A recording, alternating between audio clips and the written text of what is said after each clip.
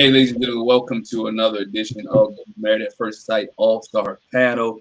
I'm Glenn, and this is my wife, Jackie. I know that's a little bit different than we normally do, but it is what it is today. All right. We also joined here by August Love Story and to Lisa Ray. Hey, Tommy, let's say hey to the people. What's up, everybody? I'm Tommy, one half of August Love Story. My other half is, out and about. So there's it. That's me. And the ray of sunshine herself. Yes, come through. Yes. I am Talisa Ray, and you can follow me at Talisa Ray because I'm going to catch up. I'm going to catch up. Y'all already follow me, and I have not been. I will be.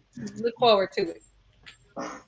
Oh man, Married at First Sight this week. Let's get started. Married at First Sight this week, season 14, episode number 5. Uh, I want to get started with this couple here, man. I think it's not a couple. They didn't have much interaction not much going on with them this week. Let's start with Nora and Steve, where the biggest thing with them this week was that Nora said "I love you" kind of roundabout way, and my man Steve just gave it crickets. And Talisa, we can start with you. What are your thoughts on Nora and Steve and him giving her crickets? Is that a bad sign? I don't think it's a bad sign, but I think that she's like a hopeless romantic kind of and has this expectation in her head is up in the clouds and she's feeling good right now. I also feel like she's one of those people that require constant affirming. Do you like the way I kiss from 1 to 100? Like she constantly needs reassurance that you are with me, that you're in this. And I just think that she's just in the clouds. And she's saying that I could see myself falling in love with you, and him being like, okay, is not a bad sign, but he's a little more realistic. Like, I'm feeling you. I have strong feelings for you. We're comfortable together, but using the love word, even if it's the I'm growing to or moving slowly, it can be scary, I think, especially for a man that's a nomad free spirit like Steve. You know what I mean? Like he's definitely transitioning from being just out on his own, right? And now I got this wife that I think I'm ready for. Well, I really just want a girlfriend. Like, I just really want a girlfriend that I can spend the night with. Like, I don't know.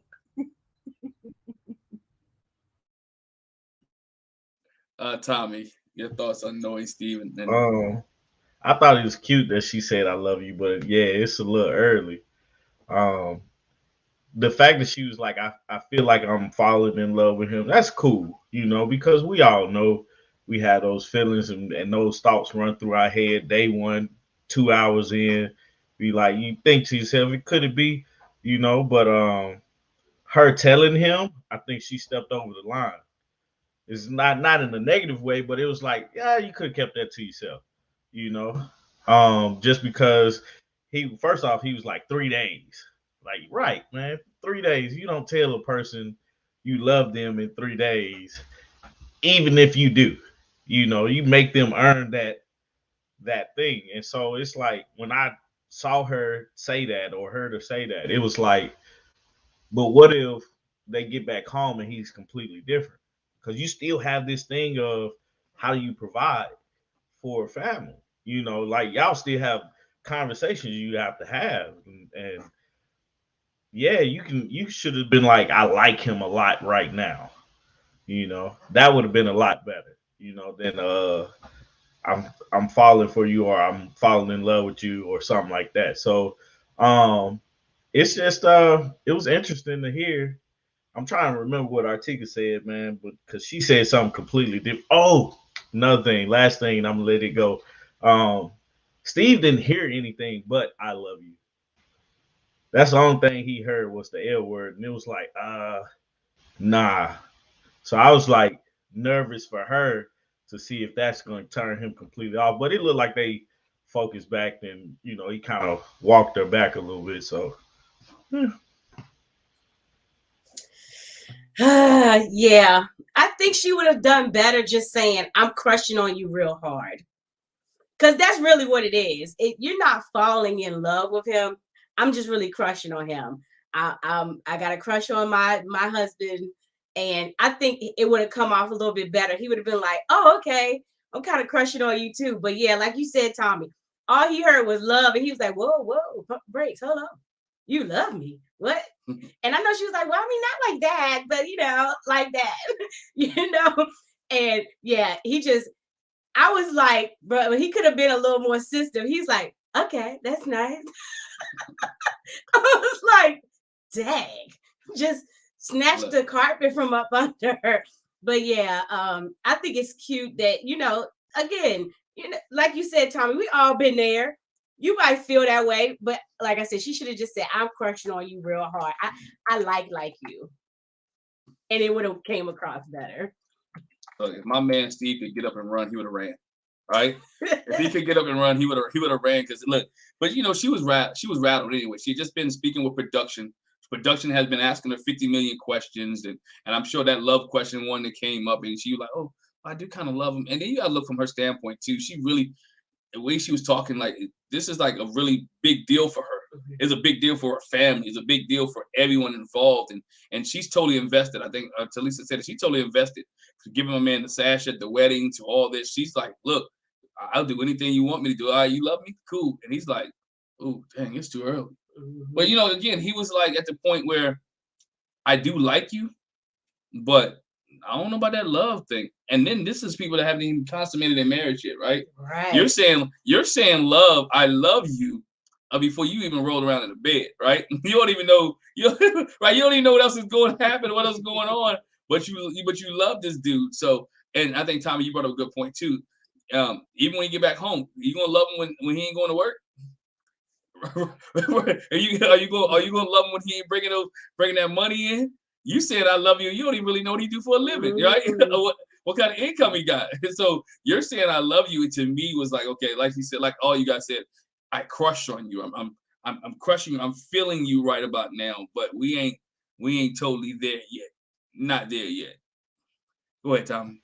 I was gonna say, I always like to if it was Steve that said I love you, this conversation would be completely different. It'd be a red flag. He needs to go somewhere. She needs to run away and stuff like that. So it's like, give him that same courtesy, because he may be thinking the same thing, but he can't say it. If he was thinking the same thing, like it's weird when it's always a game. Who said I love you first? Which I said I love you first to Artika, and everything like that. But we had been together for a while, Now it's been like, if second date and I'm like, Artika, I love you, we probably wouldn't be here right now, because that's a red flag. But if she said it to me, like, well, okay, whatever, and moving on to the next thing, But yeah, that's the only thought I had about that. Nah, you brought a valid point for being two men. I mean, for the women, how is it when a man says I love you to Lisa in like a few days or a few weeks? What red flags go off for you? Well, first off, who wouldn't love me? Like, come on. Right. Imagine somebody walking in my life and I not feeling like they're gonna fall in love. I'm just kidding, but I'm not.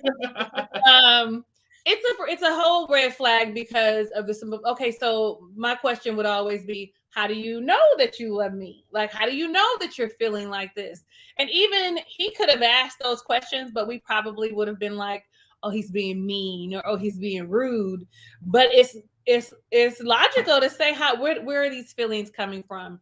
Is it just that what they call NRE, the new relationship energy, because it feels good and you haven't had this kind of attention before? And I'm checking, per se, these boxes for that euphoric feeling that you get when you really, how you really be liking somebody when you first meet them, and you be like, oh, like he everything. No, it's just, it's just your hormones, because she wants to sleep with him. She's ready to sleep with him. Like, and I'm glad that she hasn't, because she would have said, instead of I feel like I can, she would have said I love you, sort of like somebody else, how she's all a little sporadic and crazy. But I think that it's for me, it would be a huge red flag as a woman. Like, calm down. I don't even want to talk to you no more, because now are you going to be stalking me? Are you going to be sitting waiting for me when I get home? How many times are you going to be calling me? I mean, I've had a stalker or two in my lifetime, and it's not a good feeling. So those kind of things are things that I know I look for as a single woman. Like, What? You called me 5 times in 10 minutes because I didn't answer? It's okay. Don't call me. I'm going to block you. Right. You brought a valid point. So I think that is the thing. When a guy says, I love you real quick, or women automatically goes through stalker mode. Like, what's wrong with this dude? Mm-hmm. What's wrong with this guy who loves me? You barely know my middle name. Mm-hmm. you know, what you telling me that you love me. So it's a different story from that aspect of it. Also, within what we thought was funny, and you guys all, Talisa, you've been married before, and Tommy, you are married. The question that came out, we laughed and joked. We talked about it in our review. How long did it take you to poop in front of your mate? Oh, I thought that was hilarious. They had that discussion like, yo, I can't poop. Like, what you can do? Stay backed up for the week? Right. But I guess too, when you think about it, since they are strangers, like us, we did traditional like courting, getting to know you, etc. So it might have been, even then though, it was still that first time you spent the night, because most people are regular and have to go in the morning or right after they're eating. That first time is a little like, okay, do I turn the water on? Do I flush after every time? Like what do I do? Like that, it could be a little nerve-wracking. Like, I don't know. Y'all know it's true. Y'all know y'all was turning that water on. This I've never, even thought about that. Like, really? If I'm gonna go. Well, you're a guy. I think it's more like a boy thing. It's a boy thing. Yeah, because I was gonna say I think it's more like a woman thing that we more like, what's the noise? It's more of a woman thing that we are shy about, any of our bodily functions in front of, passing gas, all of it, the way you eat, all of it, until you get to be about in your 40s, and then you're like, sir, excuse me a minute. Excuse me. Just a side note, I don't know. I mean, we went to college together, and we were like really good friends. And so, we'd all hang out in a room together. So I think part of it was like Tommy, like you said, he's a male.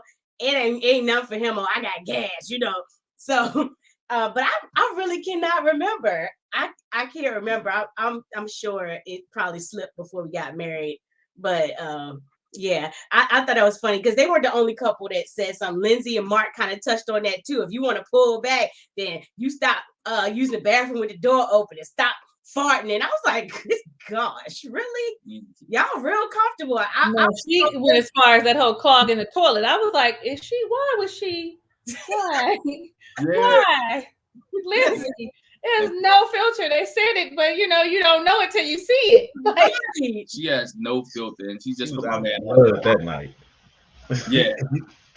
Well, look, while we on there, let's go to Lindsay, and we done with Stephen Noah. Anything else you got, guys? You want on Stephen Noah? They pretty was like playing for this episode. Yeah. Really don't have much going on, but Lindsay and my man Mark, right? Lindsay and Mark. Mark's a good dude. Mark puts out too many fires. He puts out a lot of fires for Lindsay. But we did find out this episode, I think we talked about it last week, Tommy, and we was correct. Lindsay was drinking a little too much. Lindsay had a little too much drink, would allow her to stand up to the black man, Elijah one, and to find out, you know what? It was a little too much alcohol going on. Too much alcohol going on for Lindsay. Your thoughts on Lindsay and the Elijah one situation and her, Mark? Let me start with Tommy. Yeah, I knew she had been drinking way too much. And like you said, Mark has been working way too hard to put out fires that she started since the beginning of this honeymoon. And as he was talking about it, it's a turnoff for him. The way he came at her, like with the romantic dinner and stuff, like he was so confused. I'm skipping around anyway, but he was so confusing at that dinner because he was like, I want to slow it down. I want to slow down, but couldn't specifically say what he wanted to do, because I know the one thing that he didn't want to do was stop having sex. Like that's probably not was in his plans of slowing down, but I think if he would have thought about that conversation a little bit better, it would have went a better way. And then on top of everything, she got mad and he could feel it. And so that really flustered him, and he couldn't explain to her what was going on and stuff like that. And because she was mad, she was just saying whatever came to mind with the whole can't fart in the bed anymore, or clogging up the toilet, man. I'm like, God, lead dog. Like, what happened there? So, uh, Lily just busted in the room, and it just made me laugh. I'm sorry, guys, but but yeah. So Mark, he was kept telling the guys and stuff like they talking to the guys, and that's basically the conversation. He was like, "Yeah, I'm gonna do that tonight. I'm gonna talk to her about it tonight because I'm getting fed up." And he had to run it past the guys to make sure he wasn't tripping. And so, I mean, he just didn't present it right, man. And we've all been there before. It's like you go through this conversation through in your head, and then it's go time, and she just throws a left hook in there, and it just throws you completely off. And Artika does it to me all the time. So I was like, I feel you, Mark, but the best thing he could have done was walked away and let everything kind of die down. So you ain't gonna throw Artika under the bus while she's not here. I'm gonna just tell you that now. She's not here to defend herself. You are not about to throw my girl up under the bus like that. I love her too, but she gets me. Lisa, your thoughts on Mark and Lindsay? Because I got a couple questions on them, but go ahead. Well, I like Mark. He is a good guy. I actually surprisingly like Lindsay too. Like there's something endearing about her that she just has to be able to reel in a lot of this overexcitement, hyper energy. It's almost like I'm not a therapist, so I'm not diagnosing her, but she has these high highs and these low lows. So it reminds you of someone who has bipolar disorder. They go high and they're real destructive, and then they come down and they're like, and so it gives me that impression. Y'all, I'm not saying that she's got bipolar disorder. I'm just saying that that's a reminder of that. Just so we clear, I don't want nobody coming for me. Okay. So I think that he did try to explain during that dinner, but he didn't. How can I say this? That same candor that he has with the fellas, he needs to have with her. This is not, I don't like this. This makes me uncomfortable. Me having to go to your defense all the time or reel you in all the time is exhausting and it is unattractive.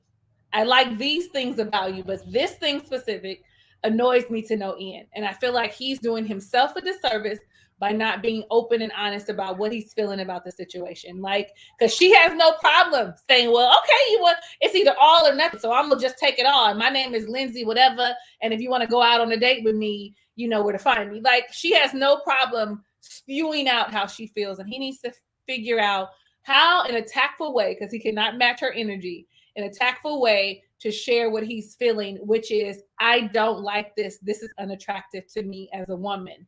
One of the things that she said about him was like, he's a Vinny, like she needs to upgrade him. Guido, thank you. And she has to I'm gonna have to class him up a bit. I thought to myself, girl, you look nice, but you're lacking a little class yourself. Like, how dare you attack this man character or look, because she's not attacking his character because she feels like he's good for her, right? He is good for her in a sense. Like, he does match her because he has such a calm, nurturing energy, but nobody wants to deal with that all the time.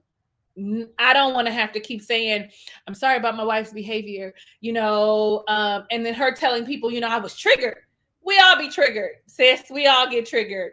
And I like that she kind of stayed calm, but it made Katina look like she was a little crazy because she called her on it. You know what I mean? So I'm just like, you get the help that you need in order to be the wife you want to be, right? Because I see you got it. I see you want it, but you got to figure out how to articulate yourself without that high, right? And that's what everybody is seeing. Now you're like a freight train coming through a shack. You're gonna tear everything down. I should say something bigger than a shack, because she is like ruining all of her relationships with the people and how they view her. And I'm only familiar with the high and the over the high energy and being too extra, because I was never as extreme as her, but I did have a little bit of pop off. I mean, you get too many drinks and you pop off. You know what I mean? And you say whatever, then you try and instead of being accountable and acknowledging your stuff, you try and, you know, deflect it on someone else. So I recognize it in her, but I know that she means well, kind of, sort of, but she needs to, like, I don't know. I'm so confused because I do like her. Like, for me, she seems like a good person. It's just that whole reel it in, bring it down. You don't have to. I feel like she's almost like saying, look at me, I'm a good person, here I am, I want the attention, I want you to notice me, I want you. And is now I haven't even done my review, but this is all the things that I think in my review. I'm all like, is it because she doesn't have the relationship with her mother so that she can have that soft side? Like, it's just so many things that I think about with her. And if she could just figure out how to reel it in and maybe just not even necessarily reel it in, but speak differently, you know, use a different tone, use different words, as her father would say, stop and think about what you're saying instead of just going off on the handle when you was just like reading him for filth. You want to take it slow? Oh, well, then don't do X, Y, and Z in front of me. Like, I don't know. I'm off my soapbox. I'm off. Nah, you good. I wanted to touch on it real quick because there's some things, even in the argument, that I didn't like that she said. She called dude an idiot, right? When she called, you know, they I know she wanted a romantic dinner, but he wanted to have some kind of closure before they get back. Hopefully, he in his mind, he was thinking, you know what? All right, we already had sex 3 times today.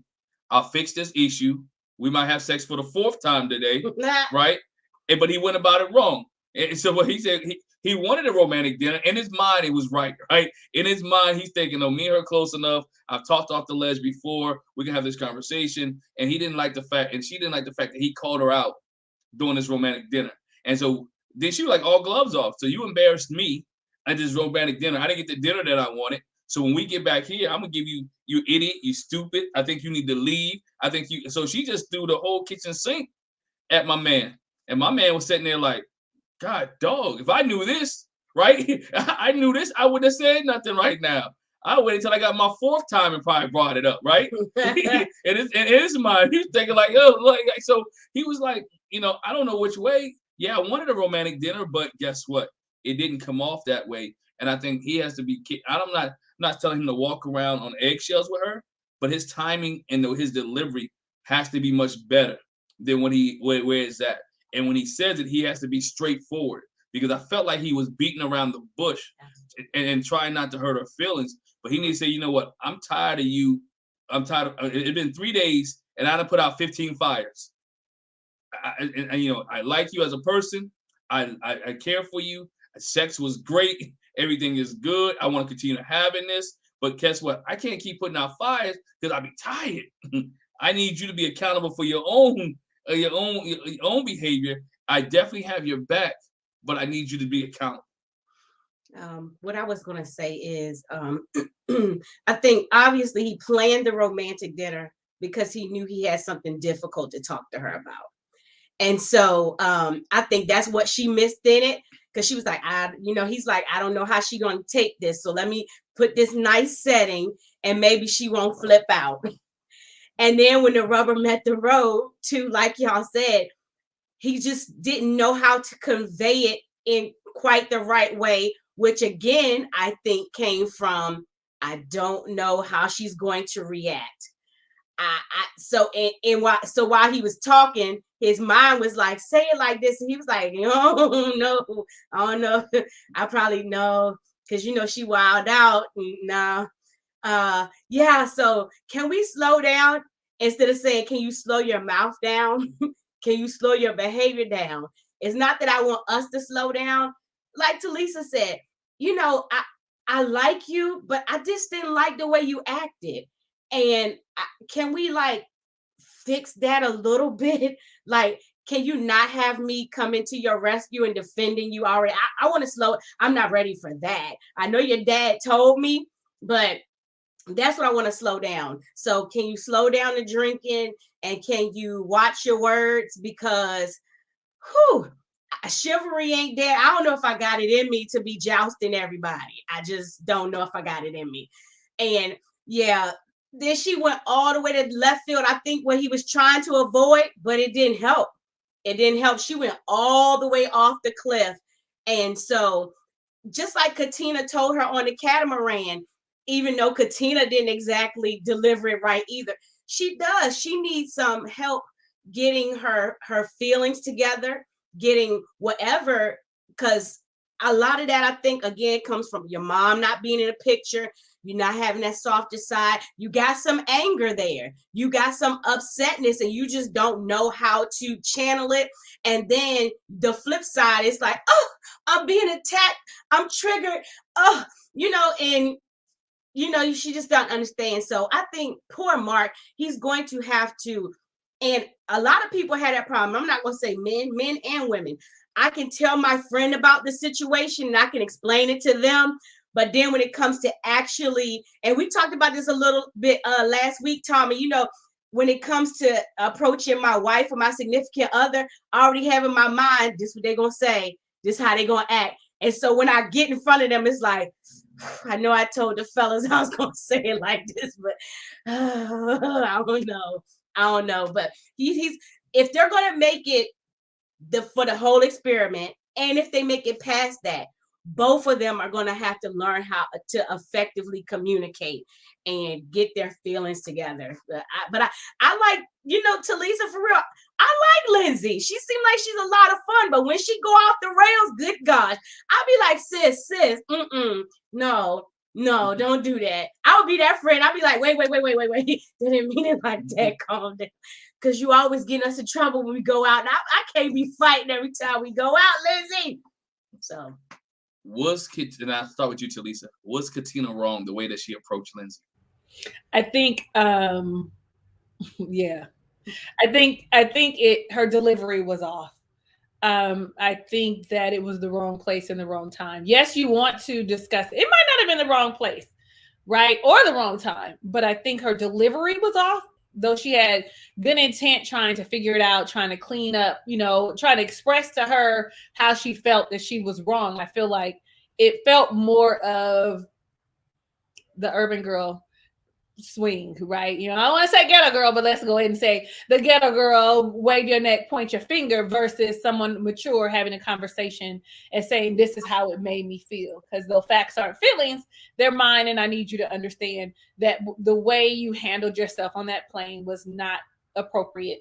And I didn't like how you was talking to my husband. And next time, excuse me, but that's probably really how, that's really what you be feeling. You know what I'm saying? So I feel like her delivery could have been a little better. I do want to say that she does at least have Jasmina on her side, because Jasmina was like, hey, I want you to hear what she's saying to you.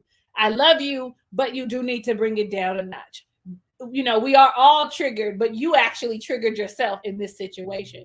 So I'm glad that she has like a voice of reason in the group that's going to help her understand why people feel the way they do. But if I circle back to Katina, I just feel like it's that you're not about to say and do whatever, versus I want to come to you because it made me feel away. You were talking to my husband.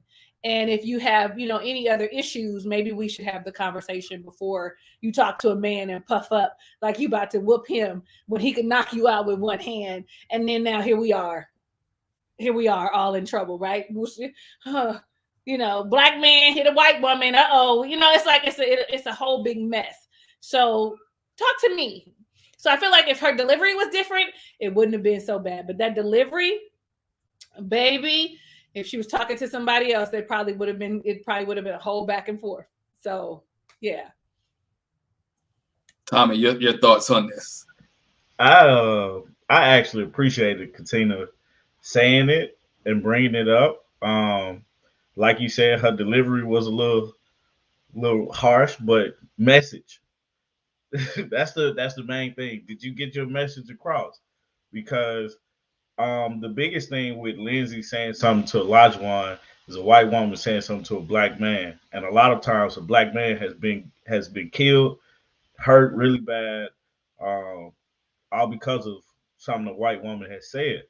It's not until like recent times we've seen where white women have gotten in trouble for doing stuff like that. So for that to happen out in public and then try to say, oh, I'm a victim, yeah, somebody has to say something.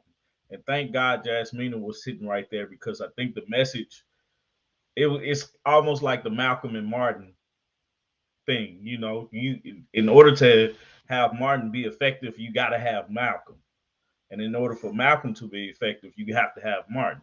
You know what I'm saying? So same thing with Jasmina and Katina. In order for that message to be effective towards Lindsay, you have to have Jasmina step in and say, "Hey, this is what she meant." You know what I'm saying?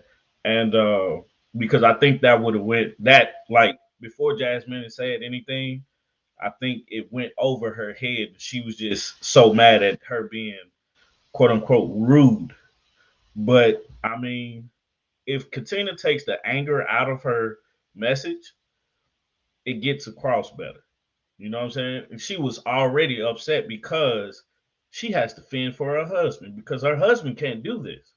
If he fends for himself, he gets in more trouble than anybody else. But if she steps in, okay, then it's a fair fight, you know. So um, I just think the anger in that whole message is what messed it is what made it look bad. You know what I'm saying? But the message itself was needed to be said. One thing I did hate was Alyssa putting her business in it. I hated that. I was like, man, you need to sit down somewhere. Cause man, we ain't even got to you yet. Like you need to be quiet, sit over there in the corner, and just chill out. Cause like we finna tell you a new one, man. like, but yeah, the message, just Katina's anger inside that message is what made that whole part wrong. But I appreciated her saying something and Jasmine stepping up and kind of reiterating what she's saying in a nicer way.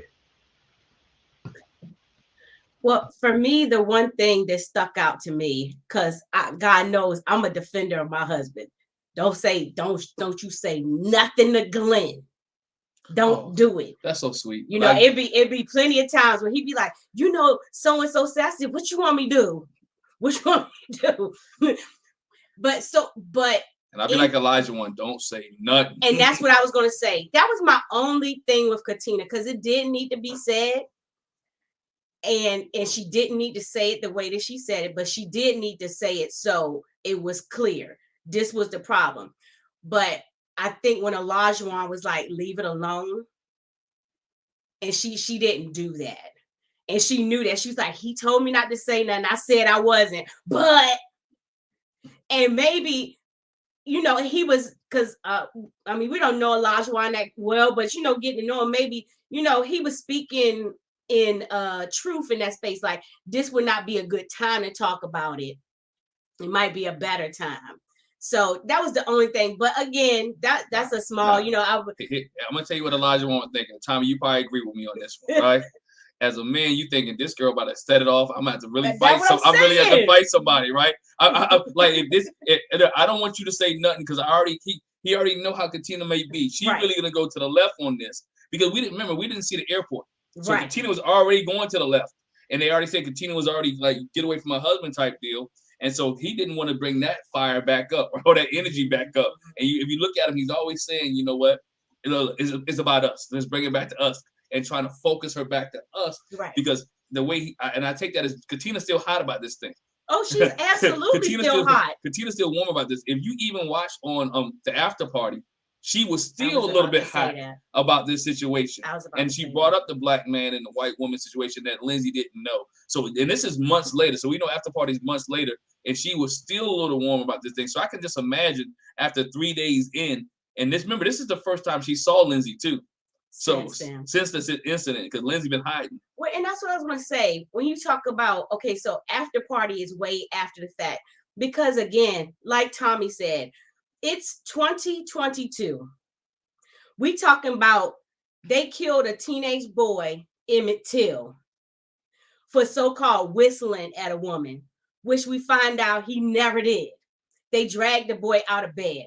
And so, like we talked about in the after party, I think when she was on there, again, it came back up that I just really need you to understand that the climate, unfortunately, of the world that we still live in, what you did could have went so bad. It could have gone so wrong, Lindsay. You can't tell no black man, because what they're going to think in the airport is, you talk about, I'm going to fight you. They're going to think he did something to you first. oh my gosh, look at, you know what I'm saying? And so I think on the after part, she's like, let me explain it to you again. Like Jasmina had already tried to do, which from Lindsay's reaction on after party, I think it still didn't click with her. So between Katina and then Keisha also explaining, look, this is what we talking about history, and we in Black History Month, and this is why we need. This me on my. We in Black History Month. This is why we need to talk about this stuff. And there, you know, there is inherent racism and prejudice in the system, and you don't even know you're doing it. You don't even know you're doing it. So I'm gonna have to put it in perspective for you. So I could really, Tommy too, I really appreciate Jasmina then coming back and saying, this what happened. You triggered yourself. That's all she's trying to say. She's not upset that you got upset. She's upset that you started it and then had the nerve to upset yourself some more. Okay? You triggered yourself. Nobody touched you. Nobody did nothing. Right. I'm triggered. Okay. And the thing you gotta, I was gonna say, you gotta look at who the real victim is. Mm-hmm. Elijah one is a big black guy. Mm-hmm. First thing that, like, not a lot of people gonna walk up to him and be like, yeah, I can take him. So they're gonna even the playing field. I'm a short black guy. I'm trying to even the playing field as much as possible. Even when I was in elementary school getting into fights, anybody bigger than me, yeah, I'm gonna throw something at you. Nothing changed. Except what I'm throwing at you. So it's like, you know, you like him being a victim. I think that's one of the reasons why, like what you were saying, Glenn, was like he didn't want anything to go any further because that puts him in a situation that he's on his honeymoon. He doesn't necessarily need to be in any type of situation that's gonna basically not allow him to make it back home safe. You know, and that's a lot of times the decision that a black man has to make is, do I stand up or do I make it back home? And I think that's one of the saddest decisions that we have to make as black men, you know. So that's my little soapbox. And you know, I mean, let me stand on mine just a minute. He's not the calmest dude out there. So you know it took a lot for him. Oh, I want to fight him. So you know, you think about all these puffed up chests, hers, his, like he ain't the calmest in the bunch. You know, and if it was another dude, he might have went ahead and hit it. You just never know. But the fact of the matter is, Lindsay, I'm glad that I haven't seen the after show yet because I'm still catching up on stuff. But I'm glad that they circled back and had the conversation because it is so important, not only for her to understand it, but for the rest of the world to understand when these situations happen, this is what's going through our minds, right? I'm done now. Now you good. I want to touch on the Alyssa situation first. Again, that Tommy brought up. She tries to be everybody's friend except for her husband's, right? And that was weird to me. Like you gonna be the voice of reason to Katina and walk away. You of all people gonna be. Because I'm literally the nicest person to literally everybody. Right, you're gonna be the boy. It must be a different Lindsay we're seeing, right? Because where does this relationship come from? And she got up and she like, yeah, girl. Like, no, right now, just let me be. you know, there's some moments where you just want to be. Just let me be. We already in the water. I can't run, but just let me be. I don't need you to talk to me, and I don't need none of that. But just let me be. I think it was kind of nice. I don't know if production made it do it, but it was kind of nice that it split up. And Jasmina said what she said, and then you had Lindsay trying to help Katina to go because Alyssa tried to help Katina. But if you caught, even Alyssa was like, girl, I think you might want to sit on the other side. Right? When they first got on the boat, I don't know if you caught it, Alyssa was like, I think you might want to sit on the other side. So this heat and this fire had been boiling for a long time. It had been boiling for a long time. And just Katina was just like, you know what? It is what it is. Elijah, she made her mind. Elijah was just gonna be mad at me because I got to say something. You know, and I think that was I think it had to be said. And we as viewers, if it was not said, we would have a problem with Katina. Right? If it was not done, we would have a problem with Katina. So I think her saying it was a good thing for them. While we're talking about Katina, let's transition a little bit. Transition a little bit. Katina and Elijah one. Do y'all think Elijah one was pouring his love on too thick? In this episode, we saw a lot of romanticism for Elijah. Talisa, I see your eyes. Your thoughts on Elijah and him being Romeo? I think he's full of shit, honestly. Now I'm just gonna make it plain. I'm sorry, y'all. I know y'all don't be cursing and stuff, but I just have to say. Oh no, you good. You're free. Go ahead. Okay, listen. He full of shit. I feel like from the beginning, I've been side-eyeing him and just trying to wait it out. You know, not trying to really pass judgment, trying to give him the benefit of the doubt. I think that he's got that duality in him. I also think that he has that machismo thing going, the misogynistic thing happening. And so for him, it's one extreme to the other, right? It's, it feels like, I don't know, the jury is still out. I'm just trying to hold my self together and give him a fair shot. Because I don't be giving these men fair shots. So I'm trying to give him a fair shot. And I just feel like you go from one extreme in the gym, which seemed to me very harsh, very aggressive, very, you're not motivating me to want to work out with you. Because I like a man that wants to work out with me. Okay. Like I like that. However, I don't want you to be a drill sergeant. You know, you're not motivating me. You're being militant. And so then you go from that to pouring on thick with the KD and the flowers and the rubbing the feet. Now I love a good hand and foot massage. Okay. Like I was here for it, but it just felt like a lot. Right. And I wouldn't say that he was trying to woo her into sex because she's ready. He's actually the one kind of, as we are hearing, I can't wait. I'm hoping that it still aligns, that he's the one wanting to build the emotional connection. But I just feel like it was a lot. It makes me feel like he's two different people because they showed me both of these things in the same episode. Here you are, militant. Here you are, sweet lovey-dovey. And are you going to be Mr. Jekyll, Mr. Jekyll, Mr. Hyde and Dr. Jekyll? There it is. In our marriage going forward, right? Is that what you're going to do? It just felt, she seems to be okay with it, right? She seems to be okay with who he is, how he's presenting himself. So I need to just mind my own business and let the things play out as they may. She was crying and carrying on because all the women want this. Girl, listen. The ladies that's married, the ladies that's been living a little, understand that that's just a grandiose gesture that they make occasionally, right? Not that it doesn't happen. It's not an everyday occasion that you get this. And some women never even see this kind of affection. And y'all don't even know each other and he poured it on this thick. So I hope he can maintain that level because now she's expecting it, right? I'm expecting that this, because what did he say to her? Something about I'm gonna pamper you forever, or I don't know what the phrase was, but it was him being this person all the time. Unrealistic. Okay, get out the clouds. Listen, somebody better tell them something. Every time I watch Married at First Sight, I'm always thinking to myself, did you not see the last number of X seasons? Like, did you miss how this went? Like, and you signed up for this, and you are all, you see the people head in, like dive head in, and then you see them crash at the bottom, like it's no water in the pool. Like, are you watching the same shows that I'm watching? Like, slow down. I can't keep a beat. Slow down. Anyway. Like, I don't know. I'm going to mind my business until he shows up because my spirit says that he's going to show up when they get home. So I'm going to mind my business for a little while. Tommy, did my man do too much? Yeah, he did. He's spitting game. That's just straight game. She followed straight forward.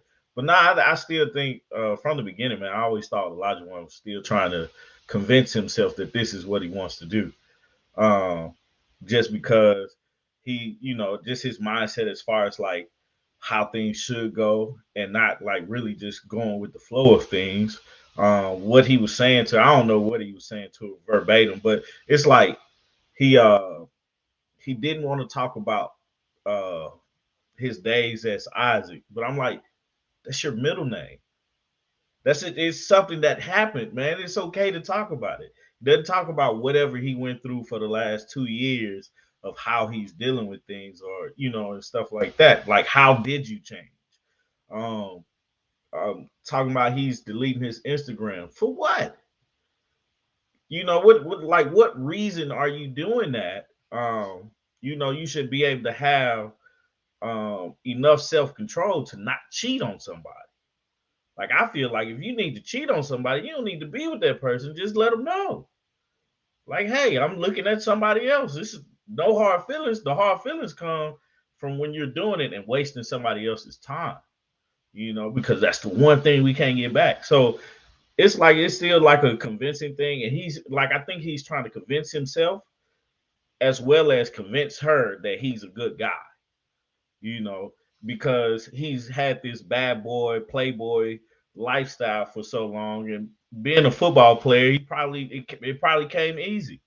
You know what I'm saying? And so that all those things rolled up in one, and now he's married all of a sudden. It's like, okay, am I happy? Is this what I want? I think she's pretty.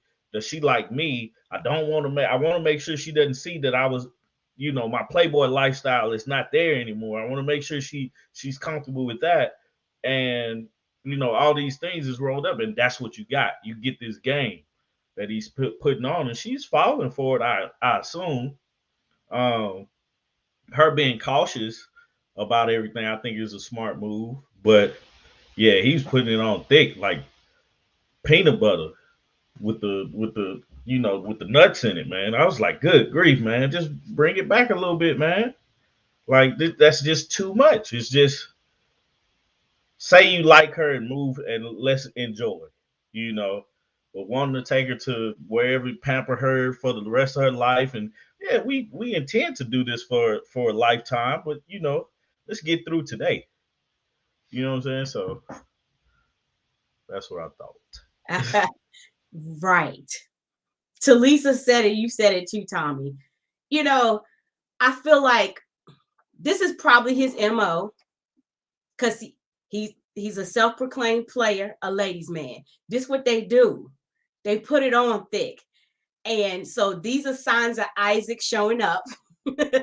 But hopefully that part of Isaac that's just, like he said, when she asked him about cheating, he was like, well, I don't know if I actually cheated because I never really put any labels on it. I just had a lot of women. So I never really defined the relationship. So hopefully, we won't see that side of Isaac. But this is definitely Isaac, because he had to have them women. I know it was the football player thing. That's going to draw women. He's a nice looking guy. That's going to draw women. But the other thing that's going to draw them is rose petals and the foot massages and the, let me do you. I ain't never, baby, listen, my queen, I'm here for you.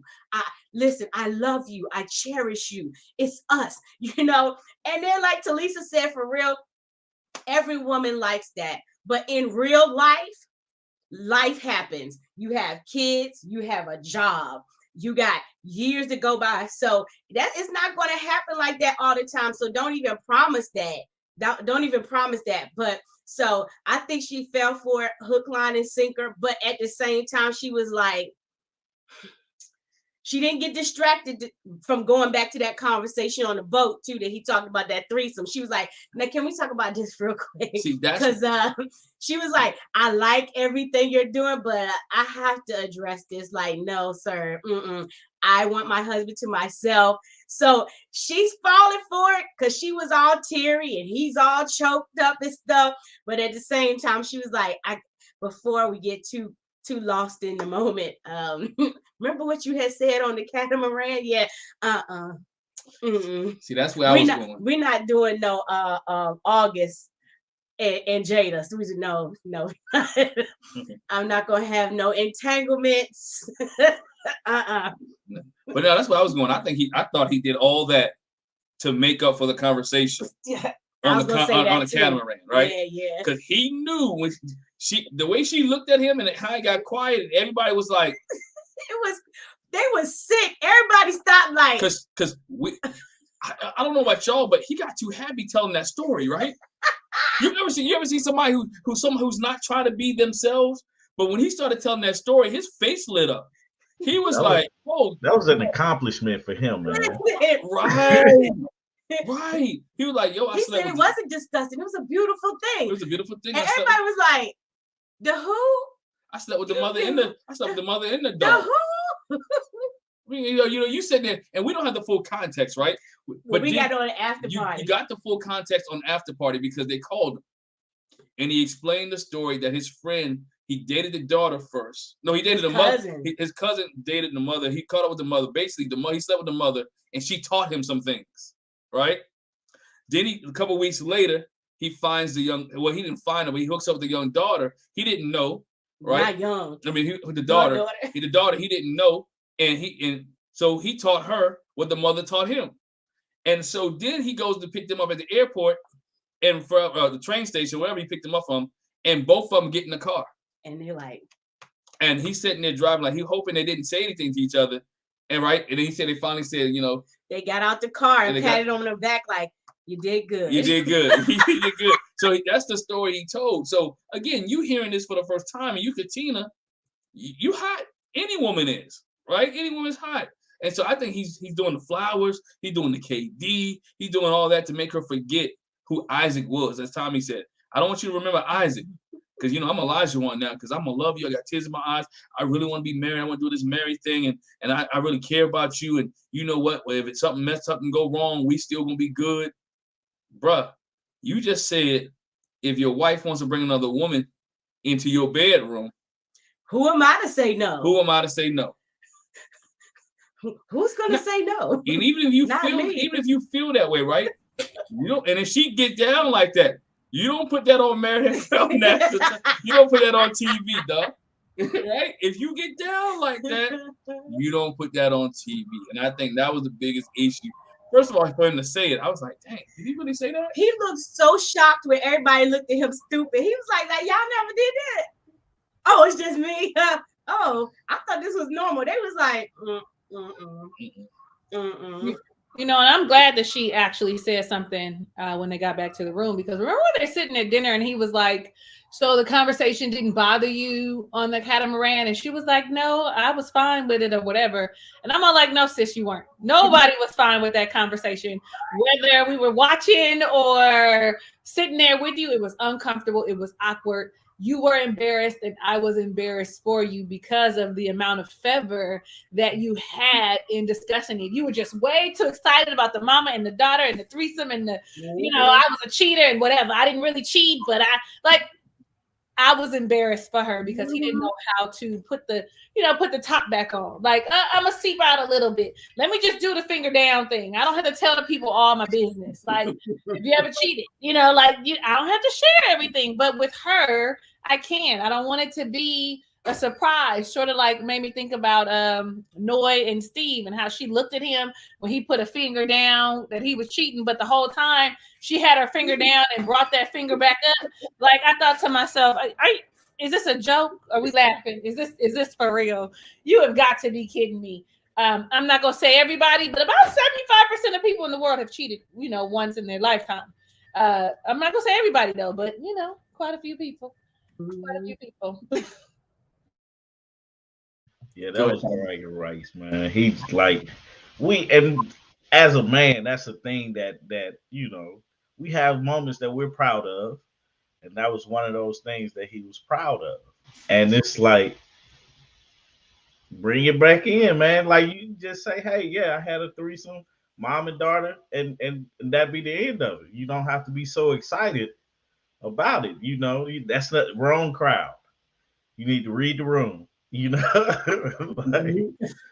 So no, I was trying to convince himself that this is right. So I'm still on that. I like that, Tommy. You gotta read the room. Yeah. After that first dumb look that he got, he's be like, no, never mind. I was just playing. I was just playing. Yeah. He couldn't. He was head first, dog. He jumped head first. He was already in the air. He couldn't land nowhere else but the water because he was like, you know what? I thought I would get a better reaction. And you know what? Maybe let's hypothesize play. Maybe he was filling out the room. Maybe it's somebody that he in that group that he may want to jump in with.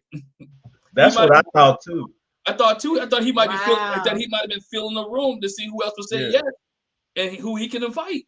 Yeah, I thought that too. Wow. She kind of test his wife out, see where her mind was. You know, he kept on talking about I was just trying to test her. I was everything. I was testing her in the gym, and I was boy, if you don't shut up testing your wife, because she gonna show you how to pass. Okay, you better quit. You better quit trying to test your wife, because she don't seem like she gonna go for it much longer. All your testing, right? And I was gonna address that too, like you said with the gym thing. I promise you, it would have went so. She was nice. It would have went the other way, because I'm like, listen. I'm speaking from personal experience. My husband be like, you know, I'm a coach and you need to do, and I'll be like, I ain't one of your players. You're not getting ready to boss me around and tell me how to work out. No, I'm not getting up at no 5 a.m. No, I'm not doing no burpees. No, you know what I'm saying? And I was like, for real, like, sir, this could have went wrong. She could have been mad at you all day after this. I pushed her to see how she was gonna react.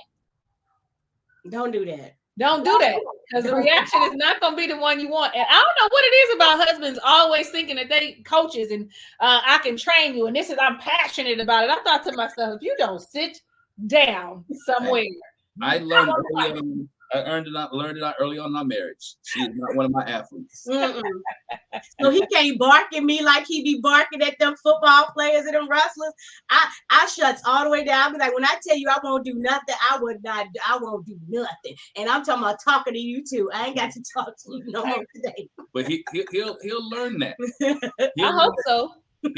He'll learn that it's different from when you work out. Mm-hmm. You can work out at your own pace. When you work out for yourself, but when you with your spouse and they ain't as excited as you, it's a different pace.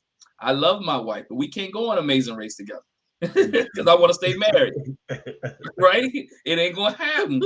It's $1 million on the line. You moving too slow right now. But again, you understand it with time and marriage. You understand that he doesn't understand that yet because he wants. And first of all, you're not trying. And you newly married. Don't test your spouse. In any situation, right? Not just them, but any situation, because that stuff can go wrong real quick. It can blow up in your face like dynamite, and you testing her, and you get totally something different, and she fail on you. You in trouble. You take that weight and hit you upside your head, right? But again, you don't know what may trigger her too, because you don't really know her like that. It may be triggering her. That, you know what, I don't like being yelled at because I was yelled at when I was a kid or yelled at in this situation, or I was in an abusive relationship, and that brings some things back to her. And now the 3-day honeymoon that you thought was great, your relationship is totally done, because of that situation. So he needs to walk carefully when dealing with Katina. Yeah, he doesn't need to test her because he doesn't know how long she can hold a grudge. Because it's like, man, you could do one thing, and next 4 days, it's like you thinking like, man, you 1 foot out the door. Yeah. So you better stop that, man. Right. Definitely. Let's move on. We talked to Jasmina and Michael. Tommy, I'm gonna start with you. Your thoughts on Jasmina and Michael, because it's a lot to unpack with them. They got a lot of issues right now. Man, and this is my couple. I'm really rooting for these guys, but Michael's gonna mess this up big time. And it's like I was just watching it before we jumped on again. I'm like, Mike, just even though you think negatively, and I think I said this last week too, don't say anything and just go with it. Because the beautiful thing about it is Jasmina seems to kind of is all into this. It's just your side of thinking she doesn't agree with. And that's where the disagreements happen. And so if she's like, yeah, we can do X, Y, and Z. Like if he woke up that morning, because he was bringing up what they argued about the night before. If he woke up that morning and was like, what you trying to do today? And left the conversation at that. Let's go do the things that she's trying to do. Leave it at that. They don't get into any arguments. They just have a great day, because what he's failing to realize, because he keeps bringing up, we need to get to know each other, or he brought up the fact that they didn't know each other and this the third day. I'm like, we'll continue to interact with each other, continue to build new memories with each other, and then that's how you get to know each other. You already come into the situation thinking, well, maybe this doesn't work. Have your plan Z. She don't have to know it. You know what I'm saying? Just have it in your back pocket. And move forward. I hate it because it's like you have a great opportunity because you have a partner who actually wants to do this with you. Now you could be in the situation that Chris is in. Somebody that doesn't want to be with you. Then you really have some things to think about. But you in a situation where a person wants to do the experiment and actually see it through. Um, you just have to change your mindset as far as like what you're thinking about and stuff. And I think is this the episode they got into it about her interrupting, right? So I don't think she interrupted him. I just think he took a long pause and she took it as an opportunity for her to say something, which I get on Artiga about that because Artiga stop and be like, well, I guess it's my turn, you know? And then she'll come back with her whatever she was gonna say after I finish. You know what I'm saying? But it's like how do you pause for that long? I just don't understand that. And he paused and she said what she needed to say. And then and he didn't like that. Something I brought up in our review was you can't ask her to apologize to you because what is that change? What you can say is, hey, I felt like you interrupted me and stuff like and kind of like just brought it to attention, but you need to apologize to me. That's like, no, brother. Like, why would you ask somebody if unless she did it with her own will and then said, hey, the behavior changes, that's when it's effective. But you can't say you need to apologize to me for interrupting me and then expect me to be okay with that, especially if I don't know you. That's the first thing, and especially if I don't feel like I did anything wrong. Like I'm just gonna apologize just because it's Tuesday and because you asked me to. No, So it's like you have to learn how to deliver things, and that's the other thing. Him understanding that his delivery is harsh. I get that too. I'm a big, hey, you got to understand what I'm trying to say. If I got to sit up here and think about how I can say something and it don't hurt your feelings and all this, I'm gonna mess my message up. So I just say what I need to say and deal with the consequences afterwards. Or I put them. I say I mean no harm by it, and then I say what I'm gonna say. Just kind of like, hey, I'm finna say something that's rough, but I mean no harm by it. I just don't have a better way to say it. You know, and that's what it is. And with Jasmina, she was just standing her ground, and I appreciated that from her. Stand your ground to get him in shape because that just bothered me, man. Him telling her that she needs to tell him I'm sorry, which somebody I can apologize to somebody all day and don't mean it. That absolutely means nothing. My actions is what you know means more. So I just felt like that was stupid, and he's gonna mess this up if he keeps going that way. So I'm done. Go ahead, Talisa. So Jasmina is hard to read. She's very hard to read, very reserved. You can see that she's thinking all the time. Like you can see that, which is great, like that she's cerebral, but she's thinking all the time and analyzing the situations all the time. In my opinion, it just seems like it because when you constantly are in your head, you appear less involved, less readable, less, I don't know, less cold, less warm. But I like her. Okay. I do think that they were matched because she has that positive light to match his negative thinking. I'm actually glad that he made mention of why he thinks that he's so negative, all the loss and stuff that he's had in his life. And so, with that being said, she should have been like, well, babe, let's get you some therapy so that you can work through your emotions about loss and not think the worst for everything. Not everything is the building is falling.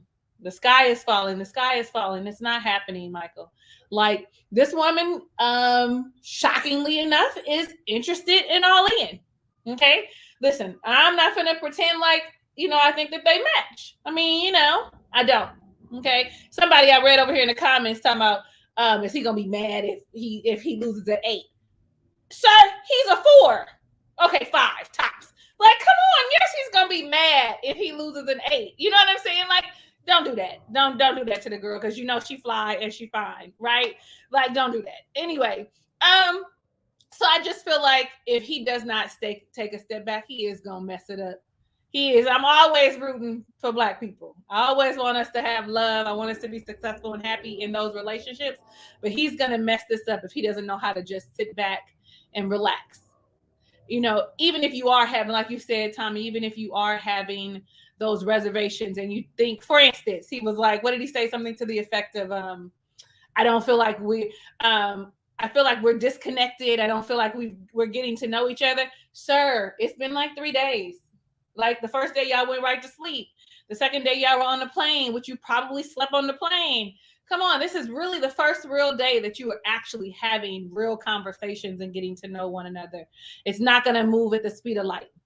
And you should take this opportunity and just enjoy her being with you. I just really want to go back to, damn well that she's out of your league. And so enjoy that. You know what I'm saying? I got this fly woman next to me when I get back home. What can I do to make sure that these things that I know about myself, that my sisters have shared, that I can be aggressive in my tone when I don't like something? Like, how can I address that and be, mindful, even if because nothing changes overnight. So just be mindful of the things that we're saying and how we are reacting. And it's unfortunate that it's gone on as long as it has. Like, what is he, 28? So at least since he was like, let's just say 15. So at least for 13 years, you've been just, angry. Your response is angry and the world is against me. And unfortunately, no one saw it or had the tools or resources to get him the help sooner than later, because it could be a great match. Maybe. I don't know. I'm just going to hold off. But I really feel like the one thing he needs to do is check his attitude. And the whole thing about the apology, like, I'm one of those people that say you cannot tell someone how to apologize to you. You cannot. I know that there are several apology languages by the guy who did the 5 love languages, but even that, you still cannot tell someone how to apologize to you. If they don't apologize, if they don't hear what you're saying and address it in the manner that you want, then oh well. It's just take what they give you and, and keep it moving, right? Like, that's it. I'm sorry I made you feel that way. Now I do know I'm sorry that made you feel that way is a for me. Like, it's wait a minute. So you don't acknowledge, you know what I mean? Like, it does make you feel a way. She tried to clean that up a little bit, but didn't work out, because everybody knows that I'm sorry you feel that way is I didn't do shit. I'm just apologizing because you want me to. Everybody knows, right? So, I mean, maybe not even I probably, if you don't feel like you should apologize, don't. Just be like, I hear you, I understand you, but I didn't cut you off because I was there. Now, what she did do was dismiss what he was saying, is what I felt. I felt like he went in, asked her a question, like whatever it was about consummating your marriage. And he said something. And she kind of disregarded what he was saying instead of just like replying, no, we haven't. And this is the reason why. She went straight into, this is all about me. I have not consummated with him because if I wanted to, he would. That's how I felt that came off. So it felt that for me felt very cold and very dismissive to him and what he was saying. Now, had he said that, she probably could not have been like, nah, I wasn't.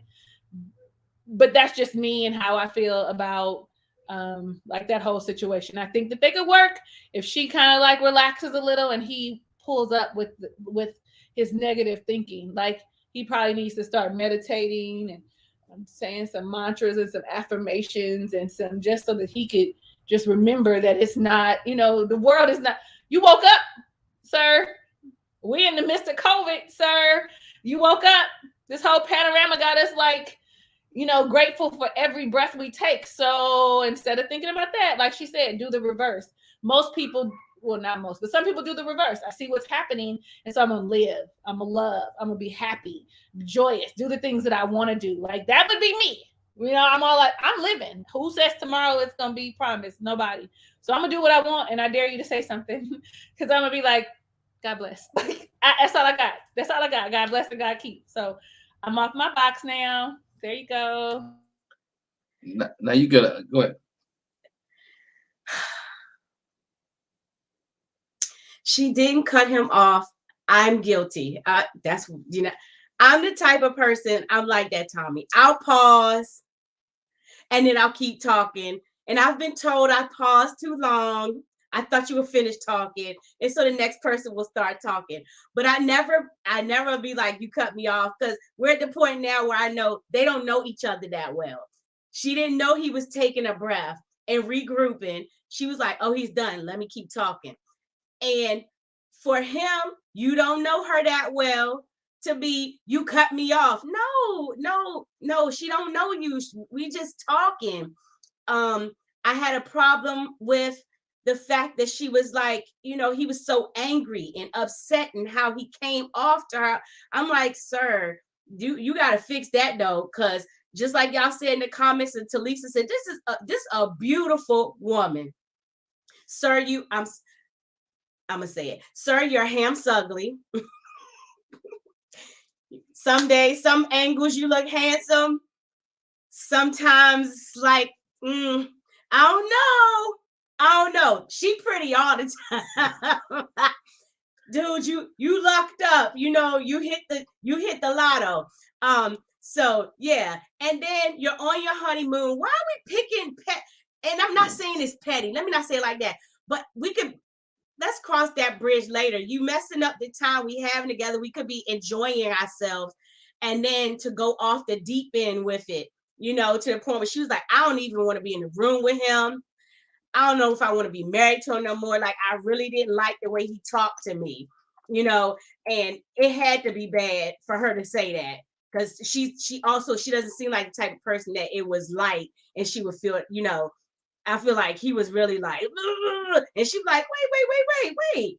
Yes. I don't know who you think you talking to, but no, you don't talk to me like that. But, yeah. And I can't tell you how to apologize to me. Again, we don't know each other. So you can't direct me and tell me, and he could have done so much better and just been like, okay, I received that. That, you didn't mean for me to feel that way. I apologize if you took it that way. It was just, and poor Michael. I feel like what Jasmina told him, just live. It's going to be bad things that happen. Unfortunately, people pass away unexpectedly, and you can't just keep waiting for the bottom to drop out, because that is no way to live. So I'm hoping that her positivity will rub off on him. But I like them together. And I'm hoping it'll work out, but he will absolutely be the reason why it doesn't. So he will. I'm waiting for you to take a pause. I'm done. Oh, bro, you good? All right. Nah. But, I wish there was cameras around to see what the argument was, because she was distraught. I mean, whatever he said or whatever he did made her go in the bathroom and literally cry or say, you know what, I don't want to be married anymore. I mean, my thing is, like, if they can't get over this is something, I don't want to minimize it, but this is something small, right? Because you don't know each other. Mm-hmm. And he took it to the left. What he could have said then, if it bothered him, I'd rather he addressed it when he was on the catamaran. Hey, I wasn't finished yet. Let me go ahead and finish my statement. And he didn't say that. He waited until they got back, and it flustered, and it was so much more going on, and then he brought it up. And stirred. Let it stir. I thought about it all night long. Bro, go to sleep. Yeah.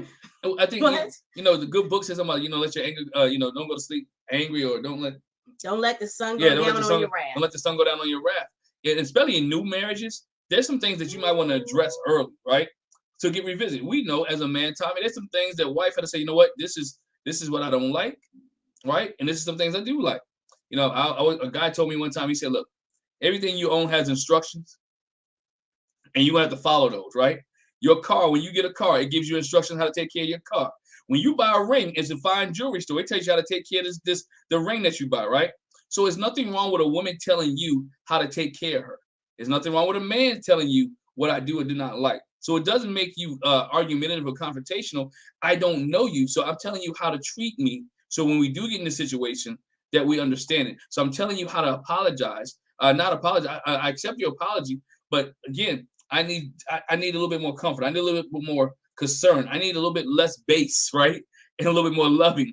Can you at least try to think about me? I know you don't mean any harm, right? But your words that you choose are very hurtful. And I think that's sometimes what we have to realize in marriage, especially with Married at First Sight, because it's a different experiment. They don't date each other. So they just meet each other for the first time and they're dealing with each other. And so I think those conversations need to be had. I think he's wearing his heart, his feelings on his sleeve, right? And he has a perfect thing. And I think sometimes she does mix words and she wants him to be a certain type of way. And he can't be that type of way because he's wearing his heart on his sleeve. But again, it comes to the conversation they have. And when they converse, say, you know what? This is how you deal with me. This is how I deal with you. We're in Puerto Rico, right? Yeah. Mm-hmm. Yeah, we're in Puerto Rico. Let's go have fun, right? Mm-hmm. We haven't seen them do anything fun together. Right? They haven't done anything relaxing together or enjoyable together. You know what? I know they make you do things with a couple, but you know what? Y'all two should have been in the pool instead of Steve and Nora, right? Y'all had the romantic dinner and you had the situation that came up with the conversation you had. It was too much. Hey, let bygones be bygones. Let's move on. Let's start from tomorrow and let's have fun. And I think that's where they need to be at. Again, it was petty. I think it was just a miscommunication on both ends, and they just need to fix it. Mm-hmm. I think it can be fixed, but he has to realize that she loves him. Well, not loves him, that she is a person who wants certain things a certain way, and he wants things a certain way. And they're going to have to meet in the middle and compromise. Well, we already know that's his problem. He said that before he got married. He's going to have to learn how to compromise. Right. And he most definitely is. He's going to have to learn how to do that. And lighten up, because remember, his thing was that he was always too tight. Lighten up, have fun. Lighten up and have fun. Anything else on Michael and Jasmina before we move on to the highlight of the episode, the one that everybody wants to go ahead. I was gonna say, man, everybody talks about Jasmina being mean and her personality is a certain type of way. I just don't see it, man. Like I really I'm like, it's more so I look at Michael's perspective of it, because it's like a lot of things can be avoided if Mike just changes the way he thinks. As far as like telling somebody they need to apologize. Oh, ain't nobody gonna, especially if I haven't wronged you and you just sitting up here telling me to apologize. I don't care how you say it. You say it with a smile. You say it in the nicest way. You say you need to apologize to me, please. If I didn't feel like I wronged you in any type of way, I'm not gonna do it, and I'm not gonna take that a right way, in a positive manner. I look at Jasmina, I do believe that Jasmina has got this, he's so negative stuck in his head, and she doesn't know how to deal with that. I do believe that, but Mike has not proved her wrong in that thinking, because every conversation they've had, it was about something negative, something not happening. You interrupted me. It's for me, that's silly. Especially about the thing, about a fact that we're talking about. We didn't have sex. Regardless of why, it doesn't matter. We didn't have sex. That answers the question. There's no reason to argue or, hey, you interrupted me. Because you have to realize, even in this experiment, you got 8 weeks. What else are you waiting on? You know what I'm saying? Don't waste your 8 weeks, because it's almost like when you play Mario, you get 3 lives. Man, you wasted 2 of them on these silly arguments. Mm-hmm. You know, you got bigger things that's gonna come up, man. You know, you can't waste them like that. So that's all I got to say about that. Just got one more thing, and I just really literally one thing. Listening to you, Tommy, what came to mind is that he might be a little sensitive. He might, not like cry sensitive, but touchy sensitive. You know what I mean? Like, so everything is a point of contention for him. So not only is he like dealing with whatever his internal shit is about the loss of his family, but he's also everything is very touchy. I don't know. That's the one thing. That was all. I agree with you on that. Yeah. Yeah. I think I put it on review or told Jack, he's like a backup quarterback coming to the game. He don't want to mess up. He don't want to fumble. You know, you the back, he said, I ain't the starter. They put this together. I ain't trying to mess this thing up because I think I have somebody who's good. But he's doing too much. He's doing too much. All right, so let's get here. Alyssa and Chris. Alyssa and Chris. One more time for those in the back. Alyssa and Chris. Man, I'll start with you, Talisa. Your thoughts on why? So we give you time, man. We give you time. I give you Tommy, Alyssa and Chris. Your thoughts on Alyssa? Did she say no? Why? I'm gonna wait because I can see now she got a book. She ready. She ready. Yeah. I don't like. I don't know what to say. Like, this girl, something's wrong with her. Like, I think she like her biggest thing is the perception of how she's coming, like how she's being perceived. She's gonna be perceived negatively because she's focusing so much on how she's being perceived. If like the thing is, okay, you don't like this guy, go out here and have fun. All of us have ugly friends. Hey, I may be the ugly friend, man, but I know one thing: when I hang out with somebody, I'm enjoy myself. Period. I don't care if I don't like you or if I do like you, we're gonna have a good time. Cause I want to laugh, I want to joke, I want to drink, dance, whatever it is. Um, she's ruining her experience because she's so focused on I don't like him, I don't want it. Like, you don't want to be around the person. Why are you here? You here to get like, why did you sign up for this? Expecting like and went to like a psychic person. I'm sorry, people that believe in psychics, okay, I don't, because of Miss Cleo. I don't know if y'all remember Miss Cleo, but like, I just don't believe in it. You know what I'm saying? It is what it is. And the thing about it is the beauty of Married at First Sight, I think, is you don't know who you're marrying. It's quote unquote a game, basically, because you got to get to know this person. You know what I'm saying? And you're not even giving Chris a shot. Like, he seems like a fairly good dude. He may not look the way you want him to look, and okay, like, you're not a looker. I ain't gonna say the girl ugly, but she ain't the cutest thing in the crayon box. So it's like just deal with what you got and try to enjoy life as much as you can, because putting out here you a good person. Racist people say they're not racist. You know what I'm saying? So like, I just feel bad for Chris. I really do. I really feel bad for him because it's like he's getting the bad end of the stick. Like, he can't do anything right when he's trying to do everything right. Like, let's go paddleboarding, let's go, what is it, scuba diving or scuba diving, whatever they went. Nah, I want to go by myself. And then she crying, and then at the end tell production for him not to come over here. Chris, the fact that Chris haven't lost his, like, went completely off is commendable, because I would have lost it by now. I would have been like, okay, you don't like me, you really ain't finna like me now, and it would have been on TV. I would have been like, sorry, mom, and went completely off. But I mean, I can't wait till the experts actually get a chance to sit down and talk with both of them about what's going on, and hopefully we don't get like, hopefully she gets escorted off the show and he, gets to continue on because he didn't do anything. I hope, and continue on, I mean, like, get paid. And I hope she doesn't, because she owes them, because she just went on this vacation just to be here. Not to get to know him at all, but just to, oh, we going to Puerto Rico, so I don't got much. So there you go. Well, All I you got some stuff. I got some stuff. First off, my heart goes out to Chris. That's gonna be the nicest thing I say probably from here on out. My heart goes out to Chris because Alyssa is superficial. If ever there was someone that was superficial, it is Alyssa.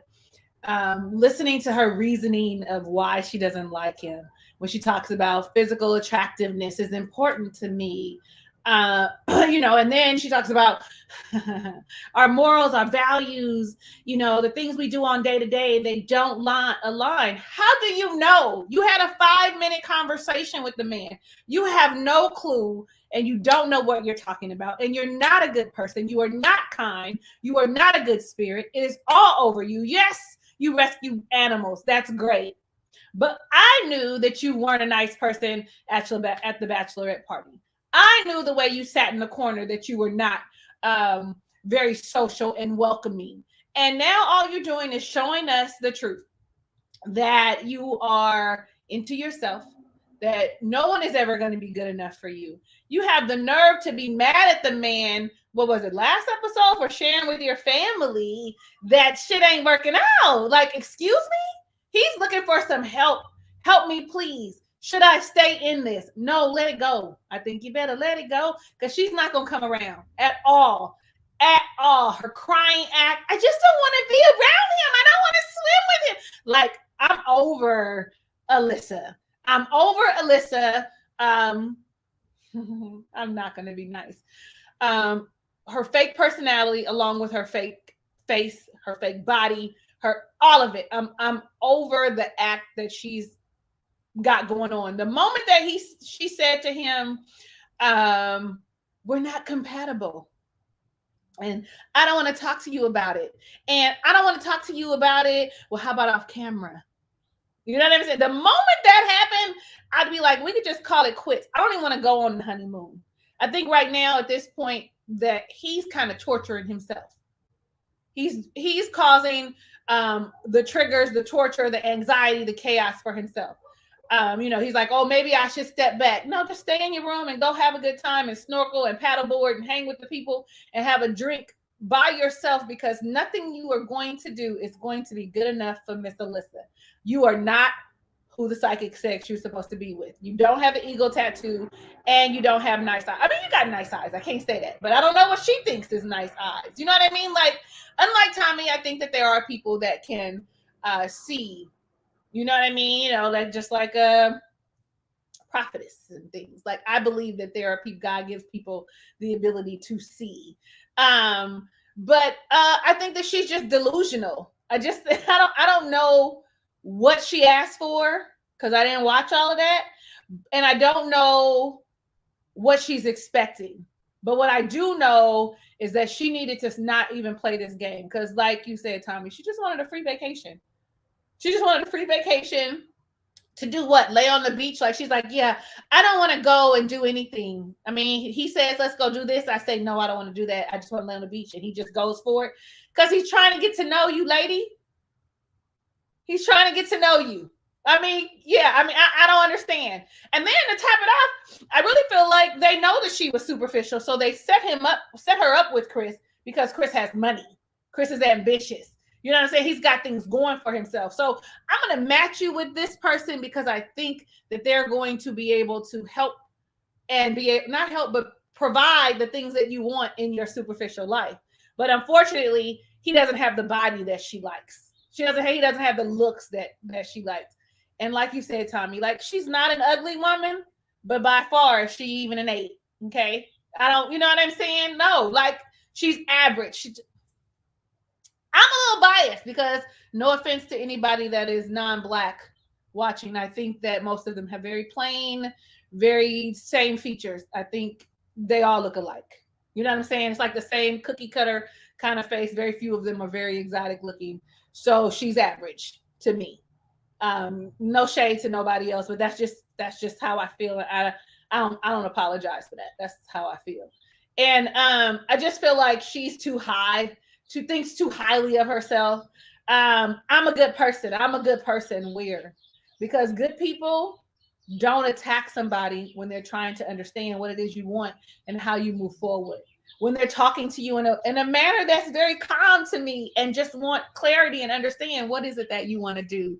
Do you want to call it quits? Like nobody sees that as rude or aggressive. And ma'am, you were lying. Okay. He called you a liar. You were lying. Okay. I can't even remember what it was, but I remember it was a lie. I remember listening to it and saying, oh yeah, she lying. You know what I mean? Like, what did you sign up for? You knew it was a chance that it would be somebody that is not what you like, mind, body, soul. You knew that what you were. Again, how many episodes of seasons of Married at First Sight have there been? And she mad at her mama. I said, I'm gonna say this and I'm done. She mad at her mama because her mama said, go and have a good time. Go and spend time with the man. Go snorkel. Go swim. Go. I don't want to. Paddleboarding is one thing, but I don't want to be that close to him. Close to him how? In the ocean, man? Like, her logic, I hope you happen to see this one day, Alyssa, because I don't like you. I don't like your spirit. I don't like your energy. I don't like the way you look. I don't like the way you treating him. I don't like you. And I don't know you. And so I should say, I don't like your persona that you are portraying on this screen. Hopefully this is not who you really are in real life and that you really are a kind person to everybody else. Because poor Chris, my heart. Chris, somebody wants you, okay? You got all the monies, okay? And you really ain't that bad looking. You probably about a 6. So, I mean, she talked about like the teeth. Remember, she was like, if they had bad teeth, his teeth ain't like snaggletooth or nothing, a little like braces, some veneers or something. I don't know. I mean, come on, girl, a little exercise. Like he's not a bad looking man. So I don't know. I don't date outside my race, but yo, I might give you an opportunity.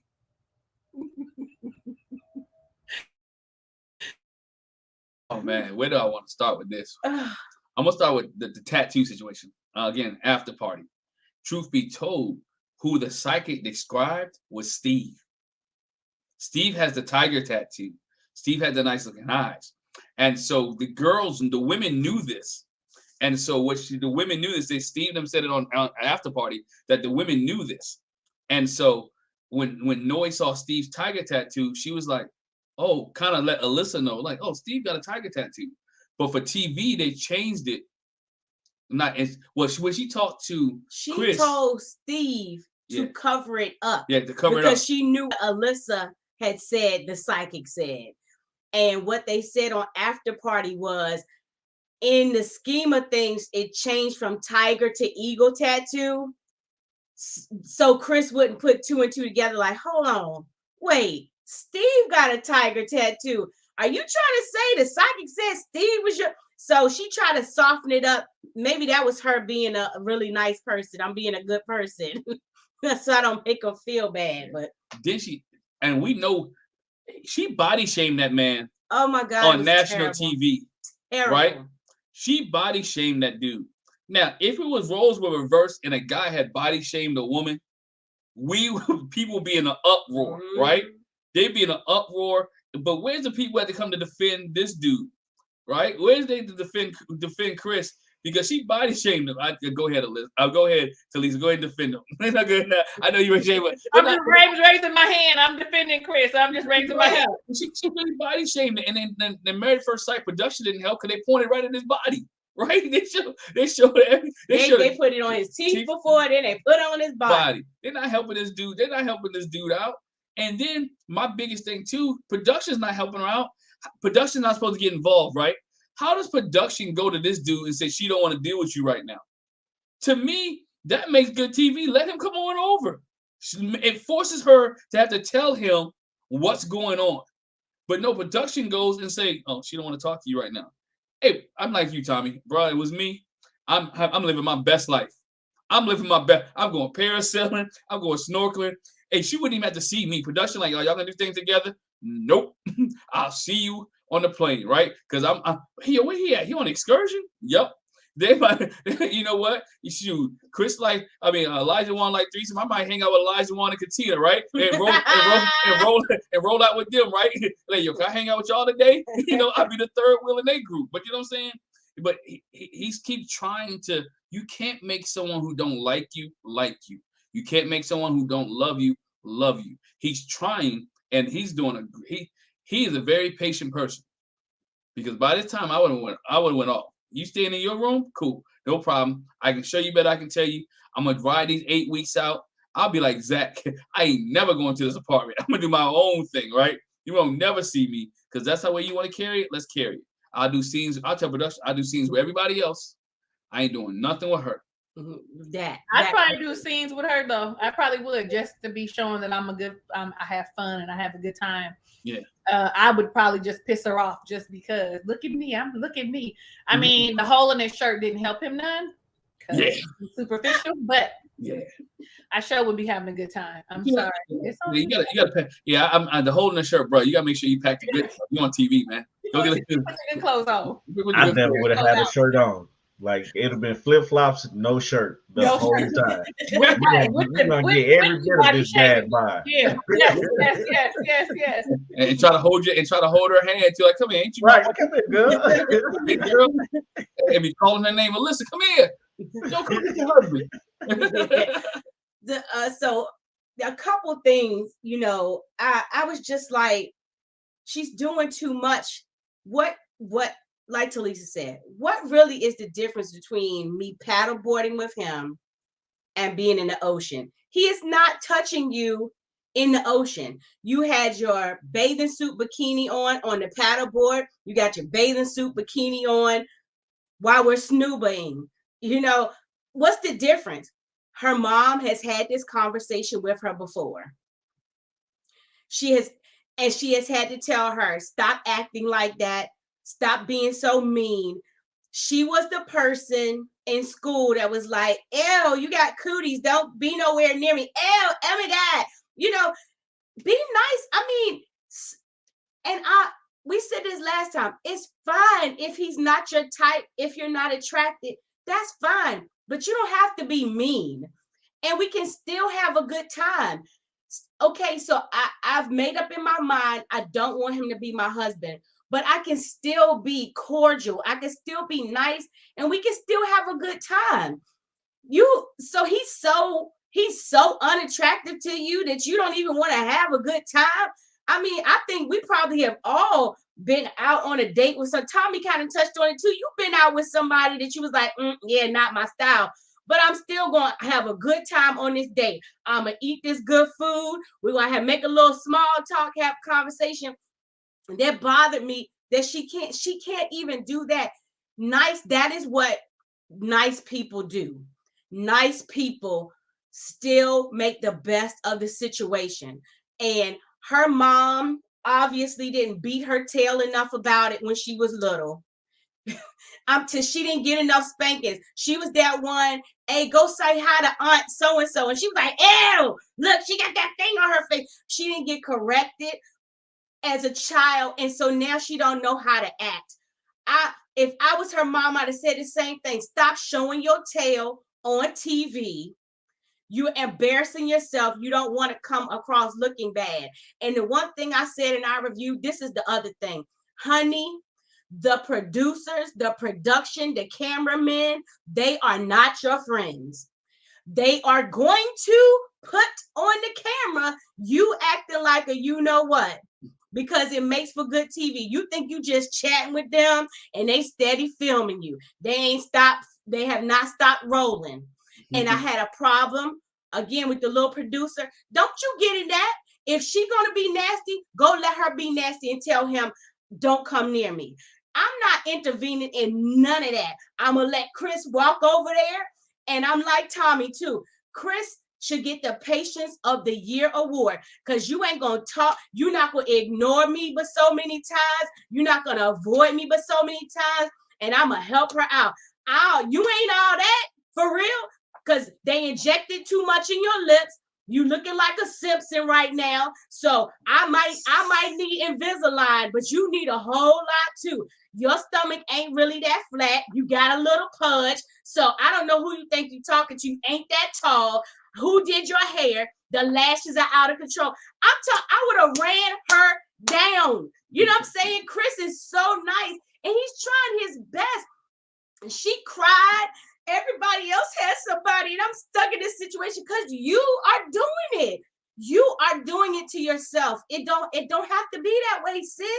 It really doesn't. But you know what? The only thing with Chris is this: he's hiding it from the. I know everybody else knows, but he's not addressing it with the guys or talking. How do I handle it? He's embarrassed. How do I deal with it? And maybe it is embarrassment. But when they was all sitting there on the beach and Mark was telling him probably and getting some advice, Chris could have been sitting there. You know what? This is what's going on in my relationship, guys. How do I handle? What can I do? Can y'all help me out? Right? And I don't even know if she would have took advice from the girls because everybody sees it, right? And Chris, you said like, people know we're not together or you're not feeling me. What kind of advice is the group? Because this is the reason they put these groups together. This is the reason why everybody's on the catamaran. This is the reason why everybody sits on the beach. So let's have this conversation. And so that's my problem with Chris. What kind of help are you seeking to get some advice? I know you just want to leave it alone, maybe. And I got a problem with production too. Even on a honeymoon, I should be able to reach out to Dr. Pepper, Pastor Cal, Dr. Viviana. If it does, because this goes south, I mean, we should be able to have a conversation with them. Like, this is what's going on. We saw that with Chris and Paige. They weren't able to talk to them. They waited till they got back from their honeymoon before they had a conversation. Well, if they would have talked to them while they was on their honeymoon, it might have avoided some of the situation that went on later on. And so I think that's the same thing with Chris and Alyssa. And I told you every time I say a review, guys named Chris don't do well on this show, right? At all. At all. If you Chris or Ryan or Zach, you don't do well, right? You don't do well. But that's what my thing is. Chris should be seeking help from some of the guys or asking the right questions, getting some advice. And Alyssa should be, just listening. But I think, and I see some people in the chat, and you touched on it too, I think he is embarrassed. And then the other thing is, I'm not asking for any advice because I know it's no help. He's at the point where he knows it's nothing I can do. She's not feeling me. She's not feeling me. So he needs to just do like you said. Hey, do y'all mind if I'm a third wheel? Because y'all know she don't want to hang out with me. Can I hang out with y'all? Can I go do something? So I think it's embarrassment, and then because he's already trying. Try to sit. She don't even want to talk. Like, dang, you don't even want to talk to me about the weather. That don't have nothing to do with the attraction. You don't want to. He was like, they asked me how much I weighed. I lied. So hopefully I don't pop up. She's like, anyway. Ugh. I think part of the reason he isn't saying anything too is because he wants to try and continue with her. And do you remember when she found out that he had shared with her friend and her mother how upset she was about it? I would never do that to you. Do what? Because you're doing it without even doing it. We're on television. Millions of people are going to watch you embarrass me and me be a whole ass simp. I can't seem to find nobody on my own right now. I thought this was going to be it. My arranged marriage, this was going to be it. And you are making a total mockery of me and the process. So I think that's also why he's not sharing, because she sure ain't sharing. But I think next episode, somebody say something. Something happens. Something happens. Man, the gloves got to be off. Like at this point, like the fact that she had an issue and never told him. Like he went a whole day, didn't know what was going on. You know what I'm saying? That's the first problem we have. You have an issue with me, but you're telling everybody else. We can't solve anything. You're basing everything off of what somebody else said. You don't like me and you're looking for an out.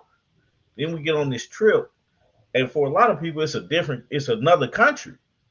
You know what I'm saying? Like we in another country for a lot of people, but we know, Puerto Rico is US. But anyway, they're like, we're in another country and you're embarrassing me like this. I'm not gonna be nice on this trip. Don't sit next to me. Don't try to be nice to me in front of the group, because they know we ain't gonna keep it no secret. You know what I'm saying? And the experts need to step in. I really do believe the experts need to step in, apologize to Chris, and kick Alyssa, because I mean, for me, that's a waste of money. That's unfair to the process and to the show. Like somebody brought up Chris from the Atlanta season, that he at least didn't like Paige, but he did things with it. At minimum, that's what she could do. You know what I'm saying? As much as everybody hated Chris, and I was like, this is gonna ruin the show. I believe her attitude, even though it makes good TV and people are interested in it's something to talk about, her attitude towards him can ruin the show Mhm. if it's on there too much. You know, but we know that's the juicy part of the show, of the episode. You know, is when it comes to Alyssa, she didn't even want to talk in front of the girls when Lindsay was asking about it. You know, Right. she was like, I don't know what she said. Let's move on. Yeah. You know, it's like, why are you here? What is your purpose here? You know, like you didn't get what you want, and you can't even be cordial enough. You want to be a good person, but you're not acting like a good person. You know, and it's frustrating to me. I just shake my head, be like, dog, I could be on TV married to the ugliest person in the world, and we going out the country. We finna do everything. All the things. Only thing I'm not gonna do is we ain't finna have sex. You know, we ain't gonna do none of that. I'm probably not gonna kiss you. You probably gonna know that I don't like you like that, but we gonna have a good time. You drink, I drink too. Let's go.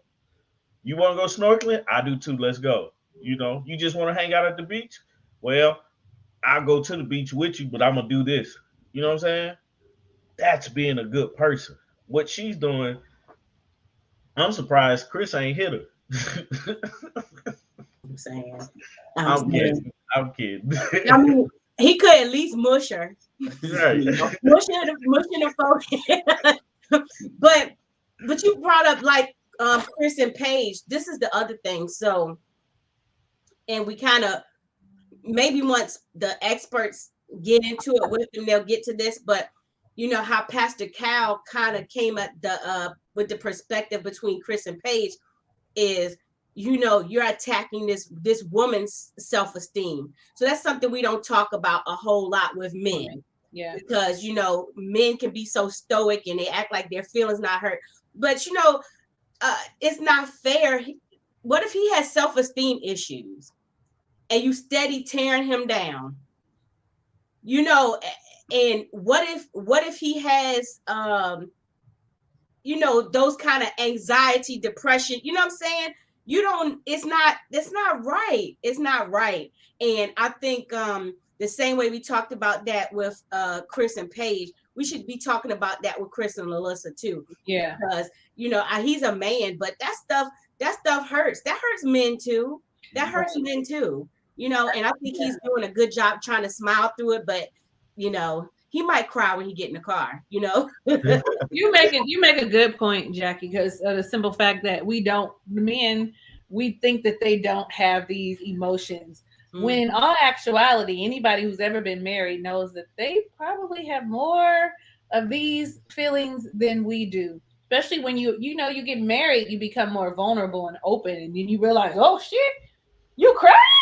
All right, like, you know what I mean? You low key, you be sad, but you be happy, like he crying, he like opening up and he talking to me.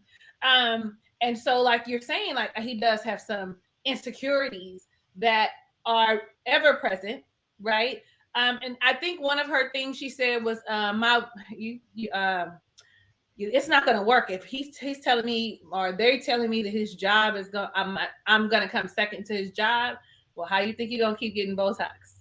And how you think you're going to get your breast done and your augmentation, you know, all these things that you want, he's going to have to.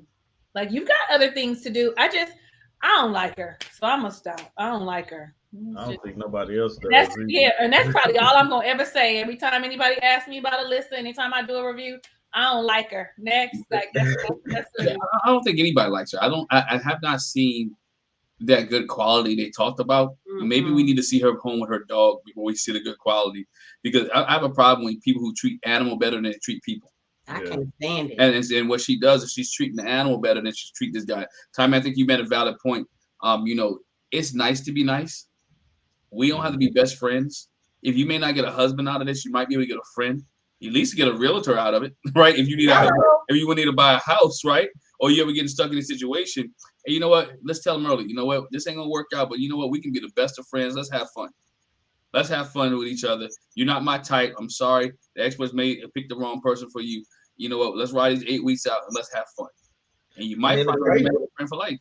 The crazy part about it is you might have so much fun that you actually meet your husband. And you actually, yeah.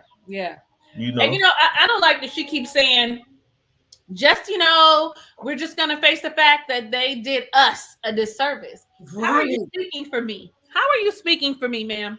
I didn't think a disservice was done. I think he likes her and he's attracted to her. Don't say that. Yeah. Talk about me from my perspective. They've done me a disservice. You aren't what I asked for, right? But I like that, Tommy. You end up, I'm gonna raise my hand as a woman, have dated an ugly man, less attractive man, and he had a great personality. He made me laugh. He was smart. And here I'm all like, what? He ugly? Where? All of a sudden you don't even see it no more. You're like, no, girl, what you talking about? He checks all the boxes. What you mean? You don't like his nose? No, I'm glad you're not sleeping with him. Like, it's just all of that. You know what I mean? You don't see it. He might be unattractive to you, but all these other qualities have made him this great man to be with. Like, I know I've dated a couple men that I look back and I be thinking, now what?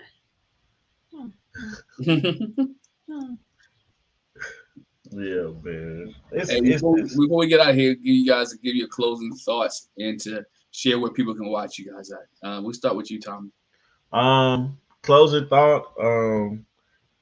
Mike's gonna mess up. Michael is gonna mess up his marriage. Olajuwon is still trying to figure it out. Mark the Shock can make a good pina colada. Nora and Steve, they got a conversation to have.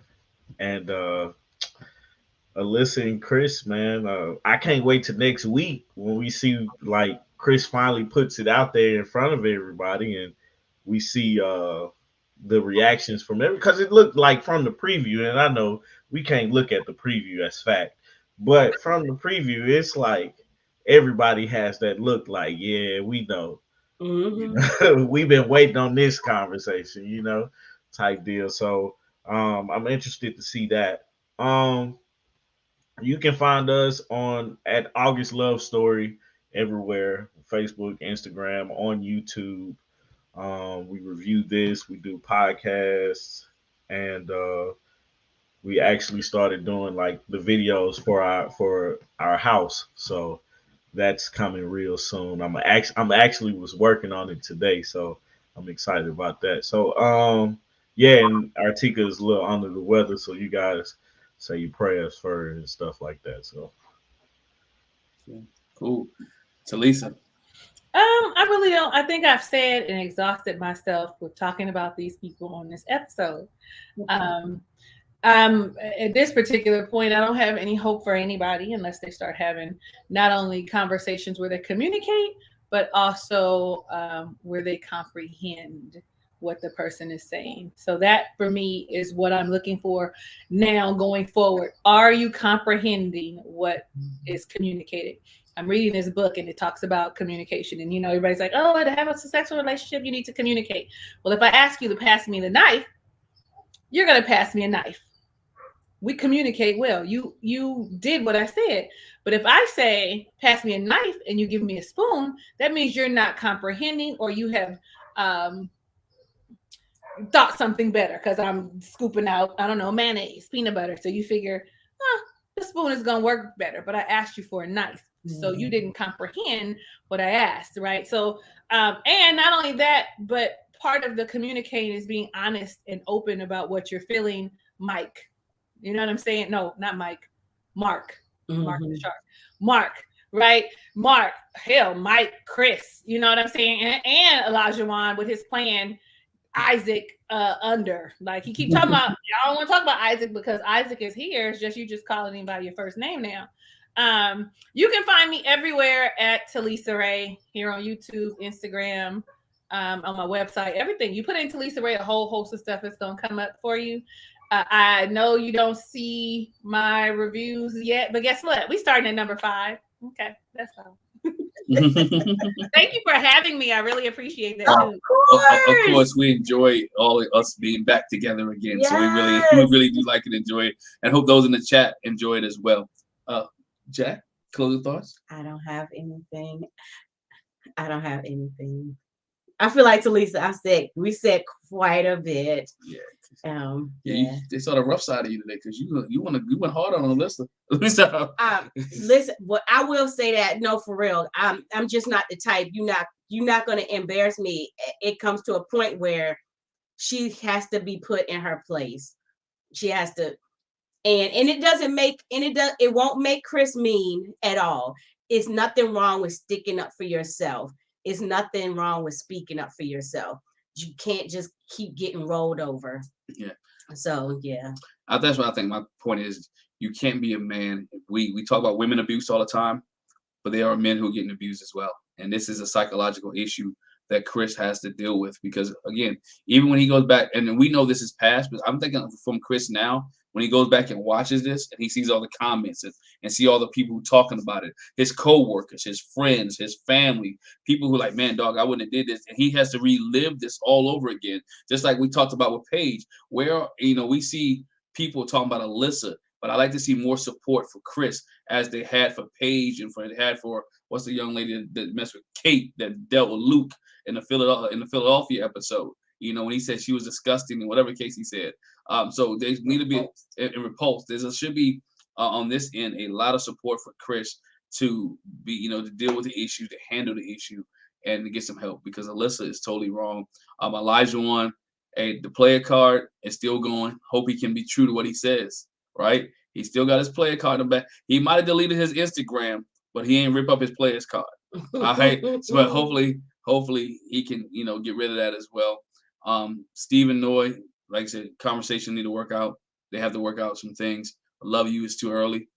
And then Jasmina and Michael, just get out of each other's way. Just get out of your heads. Get out of your heads and just let things happen naturally.